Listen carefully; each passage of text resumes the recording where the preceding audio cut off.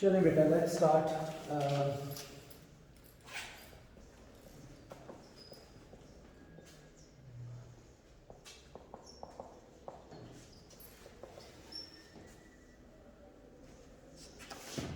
Okay बेटा, so we are doing nuclear physics और आज we will wrap up the first section of binding energy and we will do some calculations.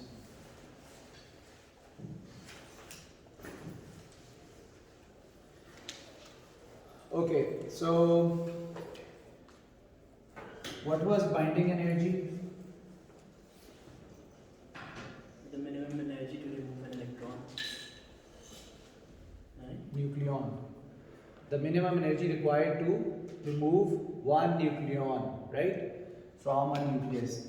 How we can find binding energy using Einstein's energy mass equation? This. ठीक है, delta E is equal to delta M into C square. अच्छा, delta M क्या है? This is mass defect, which is this is called mass defect, and there were two ways to measure that.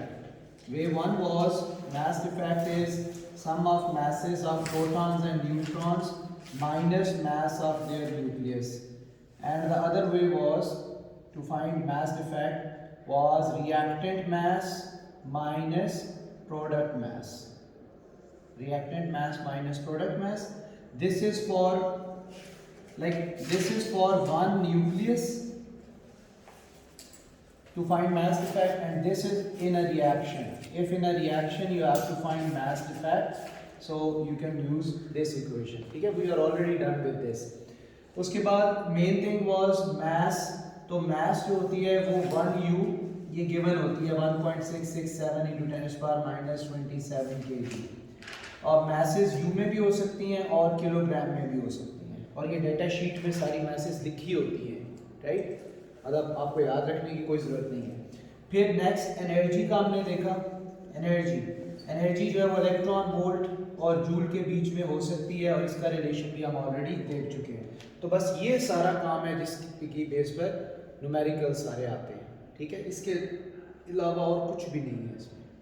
अच्छा, अभी we have to look for the last topic. We were doing binding energy पर nucleon and nuclear stability.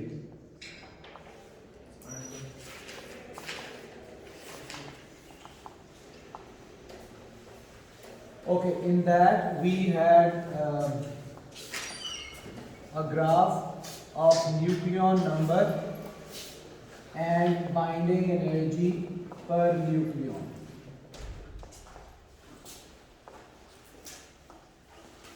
Today we have to discuss something about this graph. This graph goes like this, sort of a heap type graph. इसमें the highest position I already told you is occupied by iron 56. ठीक है, there is 56. और why iron? Because it is most stable. What does most stable mean? It is having highest binding energy per nucleon. जो यहाँ पे इसकी highest value है. It means it is very difficult to break और make iron nucleus और atom.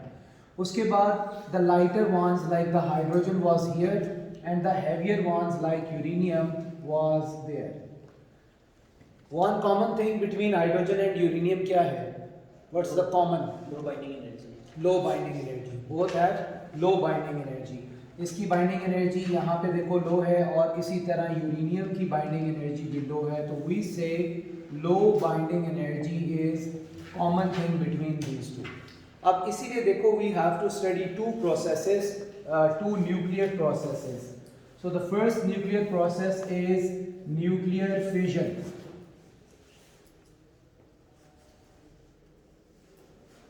Nuclear fission. तो nuclear fission क्या होता है? Nuclear fission is splitting up of a heavy nucleus into two lighter nuclei. So we say splitting or breaking up of a heavy unstable nuclei into two or more smaller stable nuclei with emission of energy.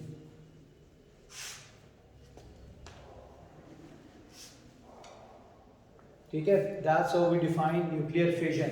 तो nuclear fission में क्या होता है, we break a heavy nucleus into two smaller nuclei, और वो जो smaller nuclei होते हैं वो क्या होते हैं, they are stable as well, और जो heavy होते हैं वो unstable होते हैं. ये this is important thing, heavy is unstable and smaller is stable. Okay, so if I write an equation over here, तो equation इसकी क्या होगी, let's say one neutron comes and it hits uranium-235 92 and it converts it into 236 92.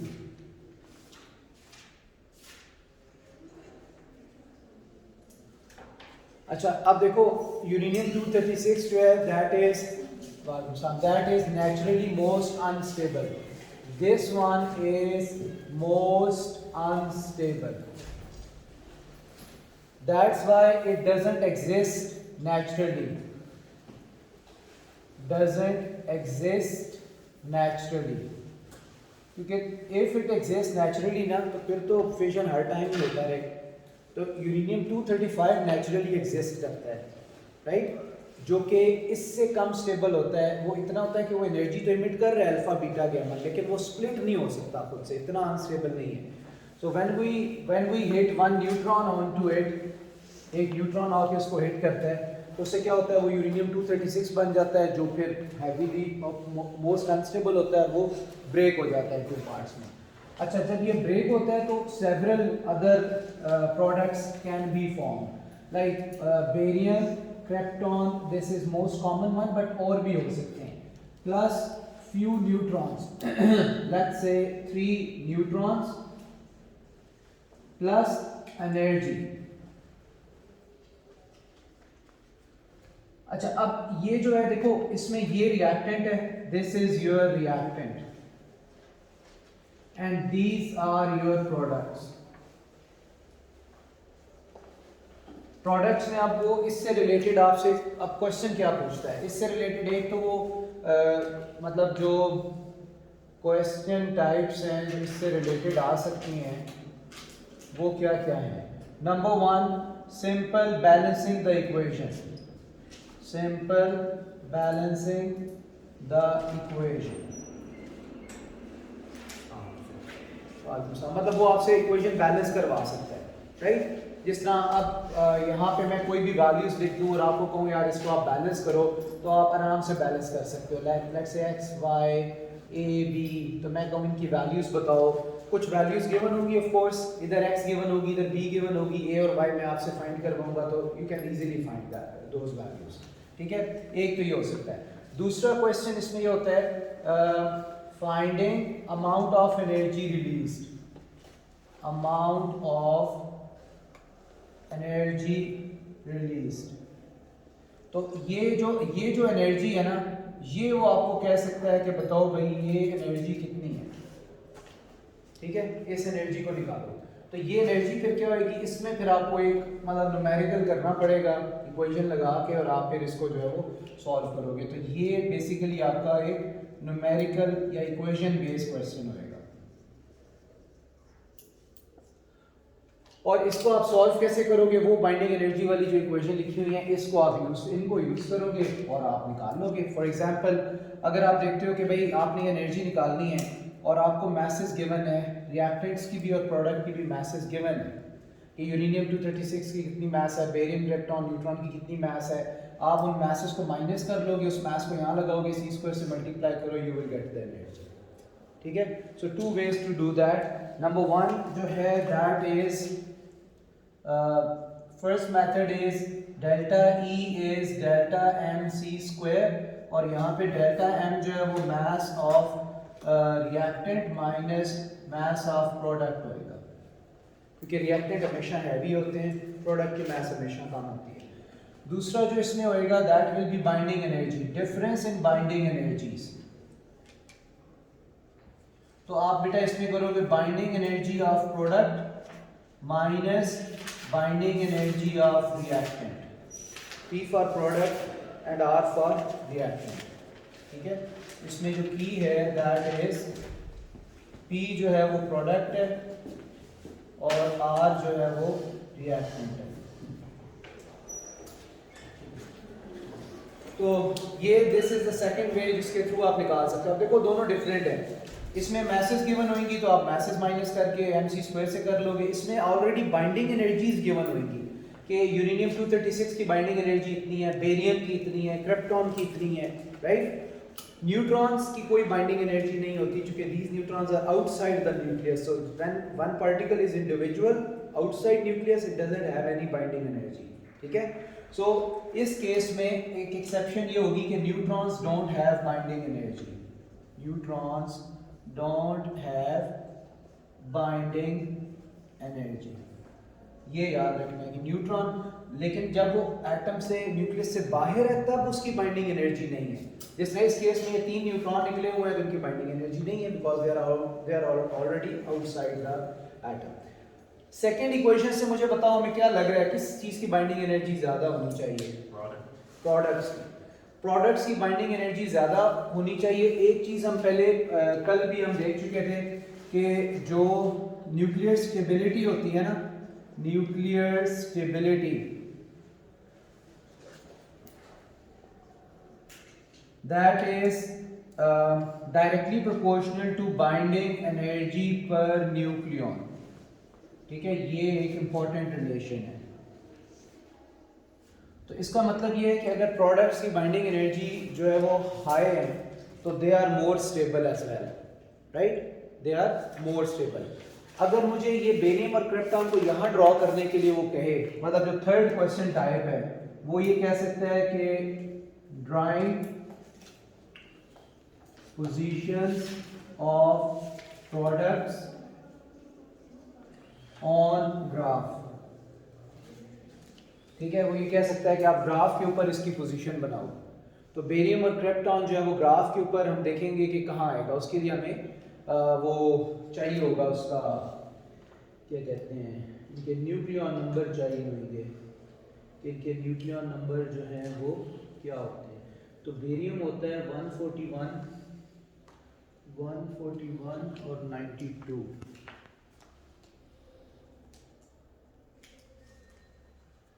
Okay, और इसके बाद 56 36।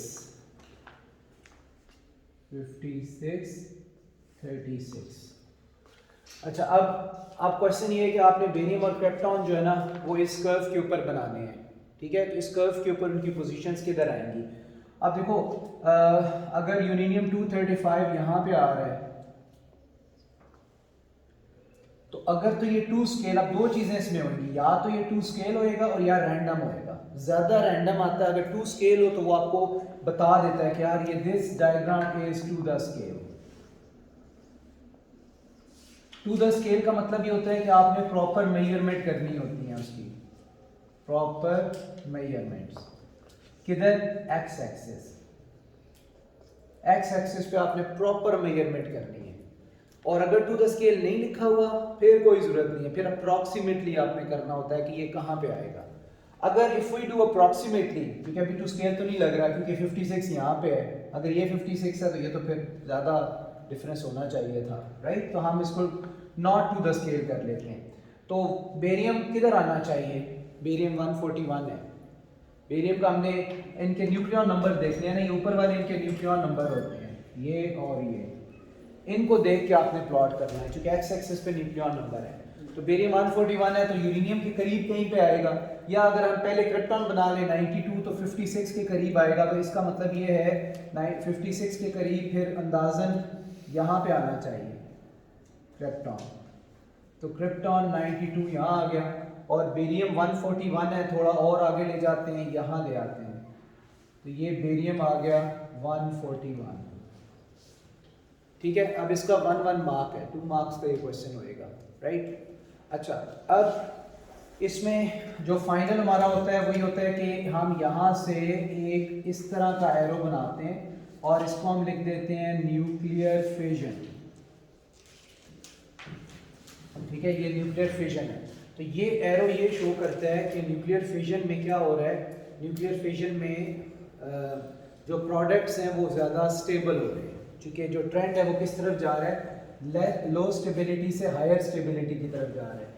तो when this happen तब क्या होता है, lot of energy is being release, क्योंकि यहाँ पे ये हाँ यहाँ पे कहाँ निकलता है ये, क्योंकि उनकी बाइंडिंग एनर्जीज में फ़र्क है। तो जितना उनकी बाइंडिंग एनर्जीज में फ़र्क ज़्यादा होगा उतनी एनर्जी ज़्यादा जो है वो रिलीज होगी। यहाँ पे मुझे एनर्जी रिलीज लिखना था, delta E binding energy energy release is equal to difference in binding energy. तो इस तरह से इवेंचुअली पूरा यूनिवर्स आयरन बन जाएगा एक होके। हाँ, अगर हो गया तो ब्लैक होल वगैरह में यही होता है ना, जो स्टार्स की जब डेथ होती है तो उनकी कोर में क्या होता है, मोस्ट डेंस मेटल्स जो है उसके अंदर बन जाती हैं। तब भी तो न्यूक्लियर फ्यूजन का प्रोसेस रुकता है फिर, क्योंकि अगर वो वहाँ पे जाके ना रुके तो फिर तो और फ्यूजन होती रहे और इनॉर्मस अमाउंट बनती रहे। ठीक है, तो इसलिए वो एंड पॉइंट या डेड पॉइंट होता है, उससे आगे नहीं जा सकते।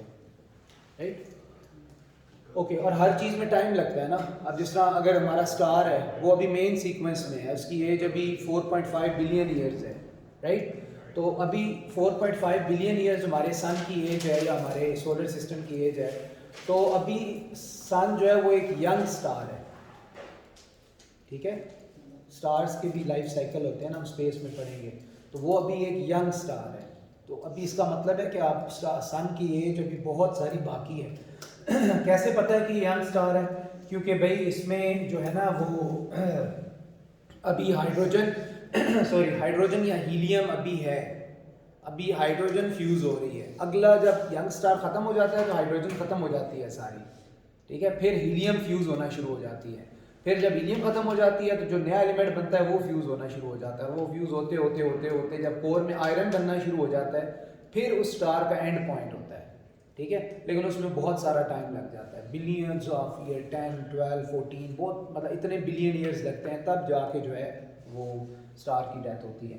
आपको पता है हमारी अर्थ और सोलर सिस्टम भी एक और स्टार था जो बिग बैंग के वक्त बना था, उसकी डेथ हुई है तो हमारी अर्थ और सोलर सिस्टम बना है उससे, उसके रिमेनिंग पार्ट से बना है।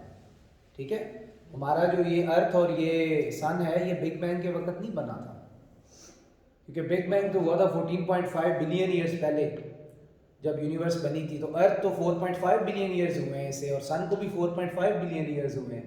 तो इसका मतलब है कि ये कोई और स्टार था बहुत बड़ा, जब उसकी डेथ हुई तो जब उसकी डेथ होती है तो उससे भी यूजफुल चीज़ें बनती हैं। क्या बनती हैं, गैलेक्सीज बनती हैं, स्टार्स बनते हैं। अगर बहुत जितना बड़ा स्टार होगा उतनी ज़्यादा चीज़ें बनेंगी। ठीक है, तो ये जो प्लैनेट्स बने ये भी उसी से बने हैं। देखिए हमारी अर्थ के अंदर हर किस्म की चीज़ है, हर चीज़ है ना, हर मिनरल है इसके अंदर, तो वो इसी वजह से है ना।